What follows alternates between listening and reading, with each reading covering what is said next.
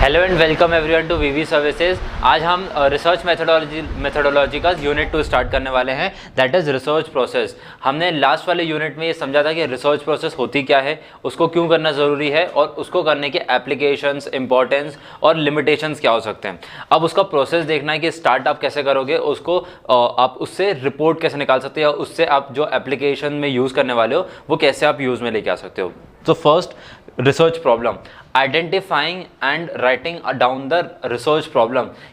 मान लीजिए आप मार्केटिंग करने जा रहे हैं किसी प्रोडक्ट की, और मार्केट करने से पहले आप ये सोच रहे हैं कि उस प्रोडक्ट में, जैसे कि हम मार्केटिंग में सबसे इंपॉर्टेंट उसकी 4 P's होते हैं। So as a marketing team आपको डिसाइड करना है कि हमें कौन सी प्लेस पे हमें प्रोडक्ट लॉन्च करना है, कौन से प्रमोशनल टेक्निक्स को यूज़ करना है, या फिर हो सकता है कि आपने एक ईयर का डेटा देखा हो और एक ईयर का डेटा एनालाइज करने के बाद आपको ये लगा हो कि आपकी कंपनी सही से ग्रो नहीं कर रही है या फिर उनको बहुत ज़्यादा लॉस हो रहा है। तो वो लॉस बेयर करने के क्या प्रॉब्लम हो सकते हैं। So this can be one of the problems. इस तरीके से आप रिसर्च प्रॉब्लम को आइडेंटिफाई करोगे और फिर उसी के ऊपर आप उसका ऊपर लिटरेचर सर्वे करोगे।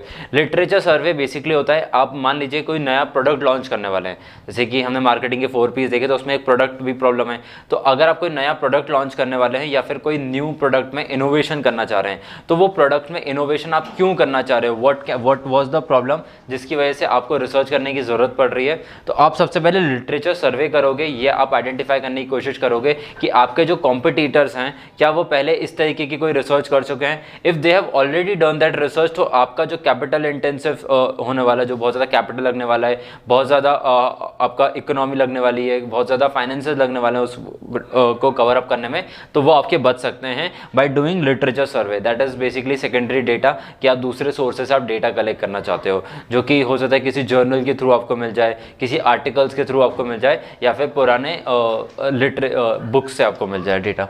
उसके बाद आप हाइपोथेसिस ले डाउन करोगे। सो आपने एक रिसर्च प्रॉब्लम रखी थी और उसके ऊपर सर्वे करने के बाद आपने उसको पूरे डेटा को सम अप किया, उसके बेसिस पे आप एक ऑब्जेक्टिव रखोगे, उस ऑब्जेक्टिव के बेसिस पे आप हाइपोथेसिस ले डाउन करोगे। अब हाइपोथेसिस बेसिकली 2 टाइप के होते हैं, एक होता है नल हाइपोथेसिस और एक होता है ऑल्टरनेट हाइपोथेसिस।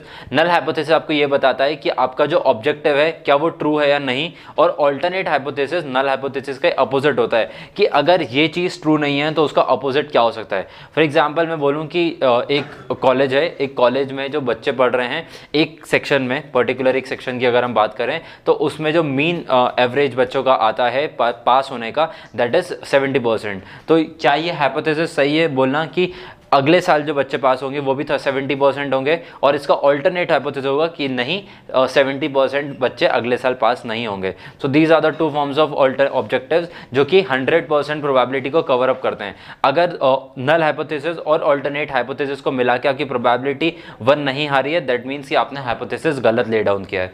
नेक्स्ट, रिसर्च को आप डिज़ाइन करते हो कि आप जो आने वाला प्रोसेस करने वाले हो उस प्रोसेस को आप किस तरीके से करोगे, because now you have a set objective. आपका से गोल ओरिएंटेड वर्क है कि आपको एक टाइम फ्रेम गिवन होगा, उस टाइम फ्रेम में आपको एक प्रॉब्लम है, उस प्रॉब्लम का एक ऑब्जेक्टिव है जो कि आपको फाइंड आउट करना है। अब फाइंड आउट करने के लिए आपको सबसे पहले डेटा सैंपलिंग करनी पड़ेगी। पहले आप मेथड्स को सिलेक्ट करोगे, उसके बाद डेटा को कलेक्ट करोगे, कलेक्ट करने का उसको एनालाइज करोगे। सो इन सब के लिए आपको पूरा प्रॉपर्ली रिसर्च डिजाइन करना होता है। आप पहले से ही स्टेप 1 से लेके लास्ट स्टेप तक आप पहले ही डिजाइन कर लोगे कि आपको किस फ्रेम में कितने लोगों के साथ कितनी बड़ी आपकी टीम होनी चाहिए जो कि आपको ये वर्क करके देंगे। जो आप इसमें काम करने वाले, जैसे कि एक डेटा सैंपलिंग का काम होगा, तो डेटा सैंपलिंग आप खुद से करोगे या फिर उसको आउटसोर्स करोगे। So everything, every detail is done is seen in research design, जहां पे आप पूरा का पूरा एक तरीके से रिपोर्ट राइटिंग तक के लिए आप पूरा प्लान आउट कर लेते हैं। प्लान आउट करने का उसको एग्जीक्यूट करना जरूरी है। तो सबसे पहले हम डेटा कलेक्शन के साथ एग्जीक्यूशन स्टार्ट करते हैं। डेटा कलेक्शन में सबसे पहले आता है सैम्पलिंग सर्वे, जहां पे आपको सैंपल को कलेक्ट करना है। सैंपल कलेक्ट करने से पहले आपको ये डिजाइन करना पड़ेगा कि आप कितने लोगों से सैंपल कलेक्ट करना चाहते हो और उसकी मेथड क्या रहेगी।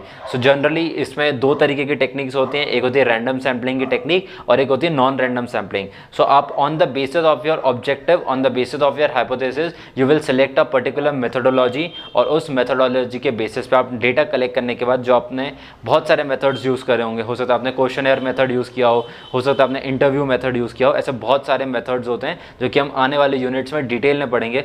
On the basis of those methods you will collect the data, and after collecting the data when you have the data of your all the sample, उसके बाद आप उस डेटा को एनालाइज करना स्टार्ट करोगे। अब आपके पास एक रफ डेटा है, उस रफ डेटा को आप एक डेटा में एक टेबुलेटेड फॉर्म में कंपाइल करोगे। जनरली आप, क्योंकि बहुत ज़्यादा अब मेथड्स चेंज हो चुके हैं, बहुत ज़्यादा एक्सेल को यूज़ किया जाता है, तो आप एक्सेल के टूल्स को यूज़ करते हुए उन डेटा को एनालाइज करोगे। सबसे पहले बेसिकली आप मीन, मीडियन, मोड जैसे बेसिक डेटा भी निकाल सकते हो। आप उससे चाहो तो वेरिएंस निकाल सकते हो, कोरिलेशन निकाल सकते हो अमंग डेटा। फॉर एग्जांपल जैसे कि आप डिमांड और सप्लाई के बीच में अगर आप रिसर्च कर रहे थे तो उन दोनों के बीच आप कोरिलेशन निकाल सकते हो। जैसे कि अभी इंडिया में बहुत ज़्यादा प्राइस बढ़ रहा है बिकॉज ऑफ इन्फ्लेशन, तो आप जीडीपी और इन्फ्लेशन का कोरिलेशन निकाल सकते हो। अगर आप पर्टिकुलर किसी स्टॉक या किसी कंपनी की वैल्यूएशन को स्टडी करना चाहते हो तो उसको आप रिलेट कर सकते हो इन्फ्लेशन से, उसको आप रिलेट कर सकते हो जीडीपी से। इस तरीके से अलग अलग वेरिएबल्स के साथ आप उनको रिलेट कर सकते हो। या फिर आप एज अगर आप कंपनी के ओनर हो तो आप ये देख सकते हो कि जो आपकी कंपनी की सप्लाई है वो सप्लाई क्यों रुकी हुई है, क्या रॉ मटेरियल में कुछ प्रॉब्लम है, क्या डिमांड साइड में कोई प्रॉब्लम है, क्या गवर्नमेंट पॉलिसीज में कुछ प्रॉब्लम है। So after analysing those data you will come to some conclusions. जब आप ऑब्जर्वेशंस को लुक आउट करोगे तो आप कुछ कंक्लूजन्स पे आओगे। तो what was the actual problem, जो आपने हाइपोथेसिस ले डाउन किया था उसमें आपका नल हाइपोथेसिस ट्रू है या आपका अल्टरनेटिव हाइपोथेसिस ट्रू है। And after finding the hypothesis, after stating the hypothesis, जो भी आपके इन्फरेंसेस आए हैं उन इन्फरेंसेस के बेसिस पे आप एक रिपोर्ट तैयार करोगे। रिपोर्ट में आप पूरी की पूरी रिसर्च को बताओगे कि आपने कौन से टूल्स यूज़ करे हैं for collecting the data, tools for analysing the data. इस तरीके से आप पूरी कंप्लीट इन्फॉर्मेशन दोगे उस रिपोर्ट में। और फाइनल आपके जो रिकमेंडेशंस होंगे, अगर आप किसी भी कंपनी की रिसर्च टीम हो तो R&D टीम का मेन काम ये होता है कि अगर वो प्रोडक्ट के ऊपर, किसी प्रोडक्ट इनोवेशन के ऊपर काम कर रहे थे तो उन्होंने क्या इनोवेट किया है। मान लीजिए वो कोई नई मेडिसिन बना रहे हैं, कोई नया ड्रग बना रहे हैं, तो वो उसमें आपको ये बताएंगे कि कितने % एफिकेसी है इनकी, या फिर कितने ड्रॉबैक कितने इनके अंदर प्रॉब्लम्स आ सकती हैं। अगर आप वो ड्रग को कंज्यूम करोगे, आप उस मेडिसिन को कंज्यूम करोगे तो उसकी वजह से क्या ADRs हो सकते हैं या फिर क्या प्रॉब्लम्स आ सकती है। That every single detail you will lay down in report.